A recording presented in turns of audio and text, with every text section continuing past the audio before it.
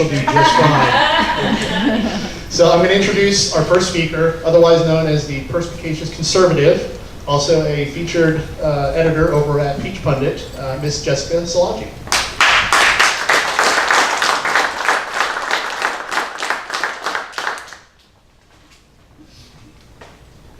Thanks, Rick, for outing me to everybody. So my name's Jessica. I am actually not an editor, but I'm a front page contributor. Trouble if I tell people that. But I've been in politics since 2009. I've worked on a good number of campaigns, local and congressional recently. But my main passion is blogging and calling people out when they're doing something wrong. So that's mainly how I've gotten involved in the process and gotten to meet all the great people that I have. But I recently left politics to work in the private sector, which has been interesting. I work for a payroll company now. I don't ever recommend going from politics to payroll because politics is, you're like, I'm changing the world, and then it's actually a software company, but still, it's just not, there's no Z's. So,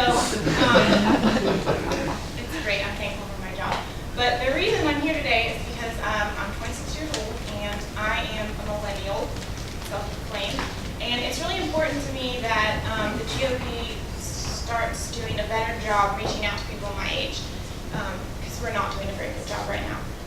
A millennial is anyone who started reaching adulthood in the 2000s. So, but it's a general lump of people right now, aged 18 to 30-ish, give or take a couple of years. I don't know. Some people don't want to be a millennial. Some people want to be Generation X. It doesn't really matter. It's somebody who is just now entering the workforce or establishing themselves, and basically doesn't have roots, isn't really, generally not married, things like that.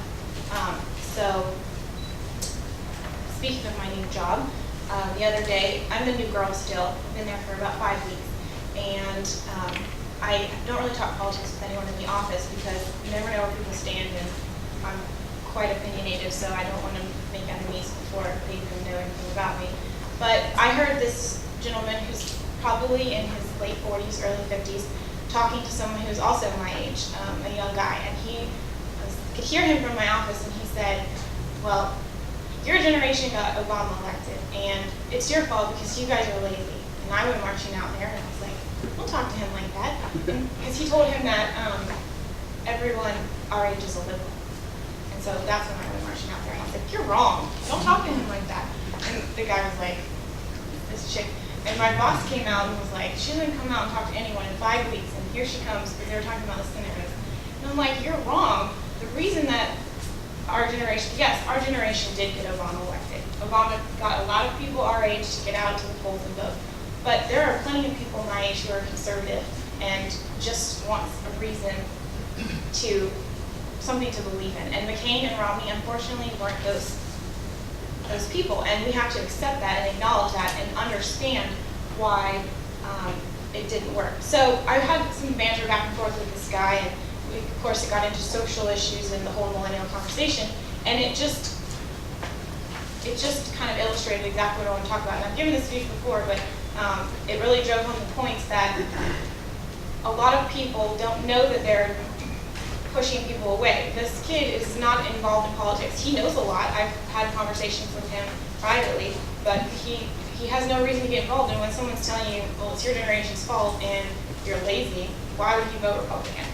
So I think the most important thing that we need to talk about is our tone, and that millennials hear things differently because we grew up differently than maybe the generation before us. The first example I would give of that is social issues. We specifically, gay marriage and the fight that we're facing with that right now. Whether you think it's a federal fight or a state fight, we grew up in a culture change where it was more acceptable for people to come out. So people, our friends, people our age were the ones that were coming out and making it known that they were trying to think of a politically way to say this because there's cameras here, but they're gay. So thanks, Rick. Is this the point that I asked them to leave?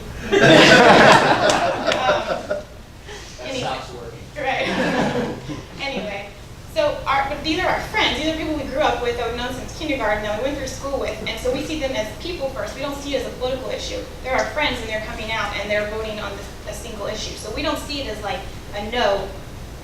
You can't vote with us, and no, you're wrong.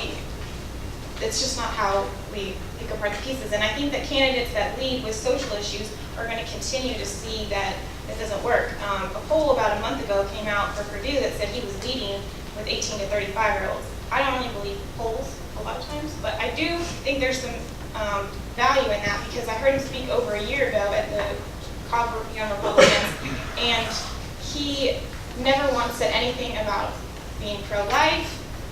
He never said anything about same-sex marriage. He didn't say anything about, it bothered me that he didn't say anything about the Second Amendment, but he didn't talk about any of those. And he just talked about student loans, the economy, and jobs, and what that meant for our generation. And yes, he was messaging our crowd, but it really resonated with people, and a lot of that group ended up supporting him in the long run throughout the primary process. But I think there's value in that, and I think that whoever, not necessarily in November, but as we go forward for 2016, that we need to keep that in mind, because yes, you can pick whoever you want for the primary, but when it comes down after that, you need our age group. You can't do it without us anymore. We've shown that twice now, and we have to see things a little bit differently. Another thing is our age group is really known for being unpatriotic, because we're considered anti-war. And I don't really think that it's anti-war as much as it's just cautious. And we grew up hearing about from the liberals that George Bush did it all wrong, and Congress didn't declare war, and so we went into the Obama administration with that, and then heard it from the right. And so for the last 10 years, all we've heard is this is wrong, this is wrong, this is wrong, and then we're expected to just jump in and support. And when we speak out against it, we're told, well, you're un-American, or we're shamed. I've had that happen to me personally, just for questioning the idea. And I think that not only millennials have a stereotype for being bad with money and not an instant gratification and seeing instant results, but I think that this is one of the things that they look long term, because they've seen how much it's cost our country, and they've heard it, and it's been pounded in our head over and over and over. And so it's not an un-American thing. It's we're just going to put us even 5-10 years down the road. And they've also seen the failures of them, and are just as every other generation, but we've seen our friends go away and not come back. And we're old enough now where we see the effects of war, not just on a deployment basis. So another issue that I think is pushing people away from the party, and not necessarily in a good way, because it's sending them to the other side, but is student loans. And I have student loans, and I wish I didn't, but it was a choice I made for grad school, and I understand the consequences of them, but it was beneficial for me at the time. The problem is that the liberals continue to forgive and grant benefits for falling behind and not doing what you're supposed to. Just the other day, I tried to pay make a payment on my student loans, and I'm technically ahead on payments. I'm not on their payment schedule. So unless the Obama administration has offered students a discount if you have it withdrawn from your account every month. But you only get that discount if you're either behind or current. You can't set up for automatic withdrawal if you're ahead, because it's not according to the government pay schedule. I'm like, this is the most ridiculous thing I've ever heard. So, but if you start that conversation, people are like, well, you should have taken out student loans in the first place. Or if you couldn't afford it, you should have gone. Well, but I did, and so did a bunch of other people. And this is the situation we're in. And if the Obama administration or liberals in the future are going to counter with the fact that they're going to offer forgiveness, we need to offer why it's good to not do that. We need to show them the reasons, instead of just saying that's wrong, that's wrong, that's wrong. We need to say, well, you pay off your loans ahead of time, you're actually saving money, and you're screwing the government out of the interest that they would have gotten, and that feels good. So, but, I mean, there's lots of reasons, but we don't illustrate those reasons. And I think that our generation grew up with parents that said you can be anything you want to be, and that's true. But you can't be a poet, and you can't pay back your student loans with a theater degree. And so these are consequences that we're suffering because our parents said, well, it's fine. whatever you want. So, and I'm not saying that we're victims, because we're not. We all made the choices, and I feel no one is responsible for my death other than me, but I made it in something that I at least enjoyed and could use in the real world. And so when we're talking about reform, we don't need to say these were stupid choices, but say how we can improve, and it's not all your fault. You place blame where there needs to be blame, like you could have made a better decision as to what you took out. Yes. Can I interject? So what I'm hearing you saying is that you, as a millennial, would rather not be penalized for doing the right thing, which is what it seems like the Obama administration is doing to you when it comes to student loans. Sure. And it's almost as if they're rewarding the behavior that we abhor as a group. Absolutely. I mean, I've pretty much publicly documented my entire process of paying back student loans just because it's absurd. And basically, I'm unmarried, so if I have one child, my payment goes down all the way up to 7, to the point where I could be paying $50 a month as opposed to $500 a month of what I owe. And then after 10 years, whether you pay that all back or not, it's forgiven. I mean, it's just atrocious in the way that it's set up. And certainly $50 a month is a lot more appealing, but you have to explain. I mean, we have to teach people that these aren't sustainable options, and that you have to do better. But it's our tone in which we're doing it. You can't say it's all your fault. It's just not. That's just not how it's going to work. Because on the other side, you have someone saying, "Well, we're so sorry this happened to you." And I'm not necessarily talking about conservatives. I'm talking about people who my age that don't vote or aren't involved, and they're listening to the message that they hear. Because it's hard to counteract Santa Claus. We all know that, but there's ways to do it, and it's all in messaging. I don't know. I feel like I've gone through here. I will say that my generation is one of the first ones, because of the internet and blogging and everything, that's challenged the news. I know a lot of people who don't watch either side of the news. They don't get their news from mainstream. They are more, obviously as a blogger, I think bloggers are generally right on everything, but they're not. But they offer a different opinion, and they offer a different perspective, and they offer a little bit more raw information. And I think that the internet has allowed our generation to maybe buck the system a little bit more on what we're hearing, and that's beneficial. So I think that elected officials and party officials and people who are activists need to reach out to those types of people, and remember that when we're on social media, that everything that you say is being heard, even though you think only the people that are active in the party are paying attention to you. It's not true. I found out that by shaming elected officials' fashion, that I could engage a lot of people my age that weren't normally paying attention. And it sounds terrible, but when you mix black and brown, I think that's terrible too. And I started publishing this on my Facebook page, and I noticed that my friends that weren't involved in politics, didn't vote or anything, were engaging in conversation, and they at least recognized. I started tagging the candidates and making a big deal out of it, and then I made a Facebook page, and I'm talking about it later. But it was a different way to get people engaged. It doesn't have to all be so serious and depressing, like the country's going to explode tomorrow. You can engage with people on a different level. And I'm not saying everyone needs to talk about fashion and somehow integrate politics, but you can raise awareness and at least make people get out there and hear your conversation. So I don't really have anything else to say. Any questions? Can I interject a question that may generate some more discussion? So from your perspective, as much as I would like to think I'm a millennial, I know I'm not, but I do share very similar beliefs to what you said in regards to that. So from your perspective, what would be one of the messages, or maybe even a couple of the messages that the GOP could begin embracing that might resonate with millennials? I'm glad you brought that up. So one of the things that I am most bothered with, and I know most people my age are bothered with, is the straight slate ticket that we're having for November. I think the most important thing that we can tell people is that if you're with us on one issue, that's good enough for right now. Because if they want to vote for David Perdue, let them. If they skip every other race, or they don't vote with us on every other race, who cares? They voted for us with David Perdue. That's one victory for the Republican Party. So we need to stop telling people that if it's all or nothing. You either believe all of these things or you're not with us. Because if you notice, the Democrats, they're a huge tent of different. Everyone's a single issue voter, and they all come together under one tent. And you don't really hear Democrats saying you're not Democrat enough. We hear that a lot in the Republican Party, and I'm guilty of it too. We all are, but we have to stop that. Would you take a couple of questions if there's any Sure. others? Are there any other questions? Any comments? What's the name of your blog?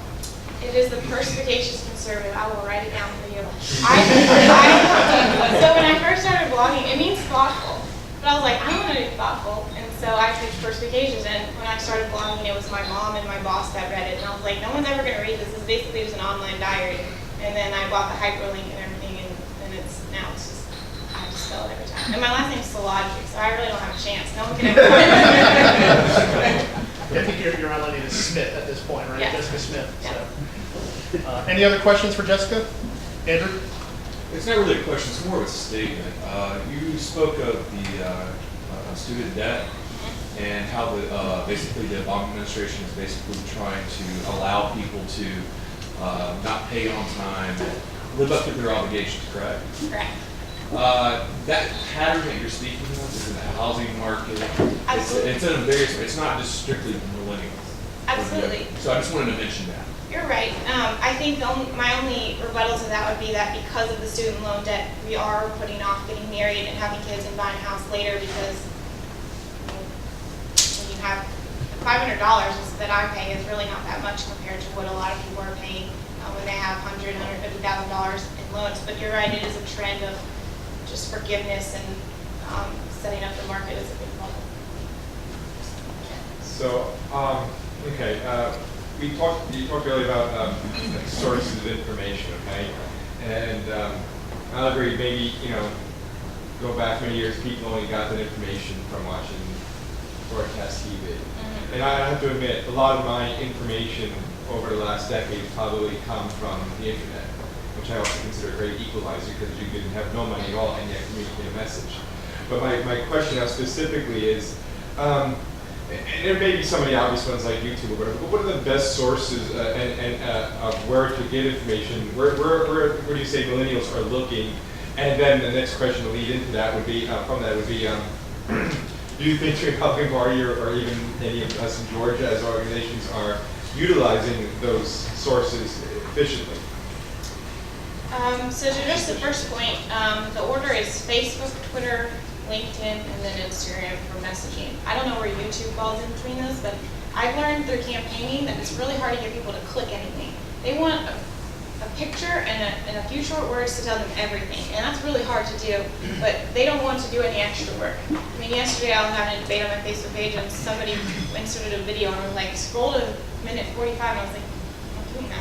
Like, it's just people want, and that's a problem with my generation, is we just give me the information, don't make me go look for it. Short attention span, Peter. Sure. So I think that in terms of, I know that the RNC has hired someone from Facebook to help with their social media, but they did that in 2013, I think, which they need to hurry up if they want to be effective. I think the Georgia GOP does a better job. They try to use pictures and images, but Facebook is probably the best outlet. You never, I mean, I try to Google it to make sure that it's correct before I respond or something, because we've all been tricked, but Well, let's do this. Real quick informal poll. How many people here use Facebook as a primary news source? All right. How many people use the mass media as a primary news source? Television, radio? Some of them. Okay, some of it. How many people here consider themselves to be prolific Facebook users and post a lot of political information? All right, so there's a very informal poll, whereas a lot of people are doing online. So the online messaging is extremely important, but we got to get it right. right. Well, I think that too, though, that Facebook and the internet in general has just made you question the mass media. Even if that's still your main source, that's okay. But you're using the internet to your advantage to fact check things, because even the people that we trust aren't always honest, or they're using something to their advantage, or they're pushing a message for a bigger purpose. I think actually, Mr. Conkey had a message real quick, Scott, if you would. I'd sit here and listen to this young lady and it's a real problem. But what she's telling us is that there's a search out there for truth that people are hungry for. They don't understand who they are or where they're coming from. Most of you know that I write a column for the Tribune on a weekly basis. I've been posting that now for 1 year on a blog called Treasures of Truth. I have received I'm well over 300,000 hits on that now. And the emails are just keep coming in all the time. So many that I don't even respond to them. But the point is, it's the material you put on there because these people are looking for something that will give them roots. And right now, we're in a country that has basically lost its footing and its roots. Absolutely. Scott? You'd mentioned, it's going to be okay. You'd mentioned, I think I'm sure her Can heart we can have kick him up a little taken bit. out? that stops working. You had mentioned when you saw David Perdue speak that it kind of bothered you. You did not mention the Second Amendment. And you didn't really expound upon that, but I kind of want to explore that for just a second because what I have found is it's very important when you're going into an area with an audience, people that you understand the audience who you're speaking with. And for us as Republicans, when we're speaking to grassroots, the issues that are important to them are some of those social issues. Specifically, abortion here in Cherokee is a very important issue. Where's the balance? Because for every one person that felt like you did about the Second Amendment with David Perdue, I guarantee you there was somebody in that crowd, if it was a GOP crowd, Sure. who said, gee, you know, he just didn't say anything about abortion. And does he even value life? Sure. I will say that because it was a YR meeting, I feel confident that you could ask them to raise their hand, and not one of them cared that he did not mention social issues. They all noticed that he didn't, but they don't care. In regards to, like, in this room, if I were to be David Perdue and saying those things, I think that the key is to, there's no perfect candidate, and, well, there's a couple, but there's not a lot of perfect candidates.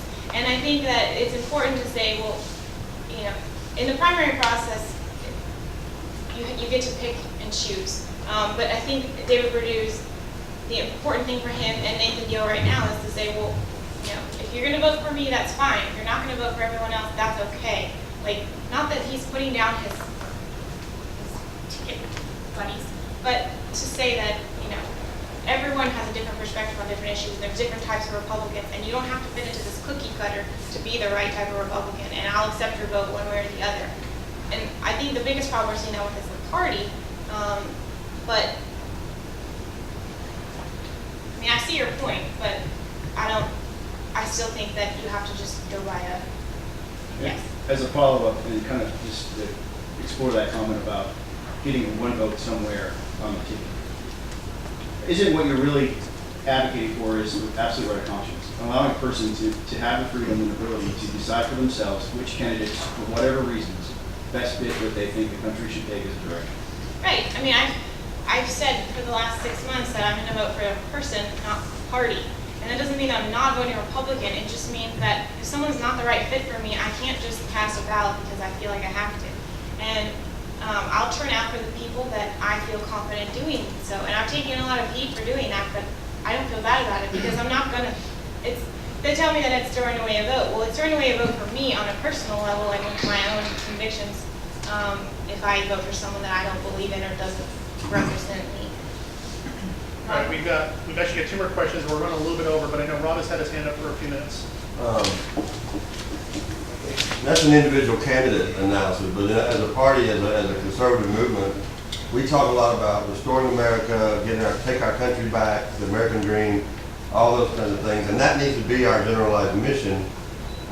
What we've started to realize is that and I want you to expand on this, is that a lot of people, especially your generation, have no idea what we're talking about. I mean, so talk about what is the millennial American dream, what is your interest in history? I mean, when people start talking about the founders, do you just fall asleep?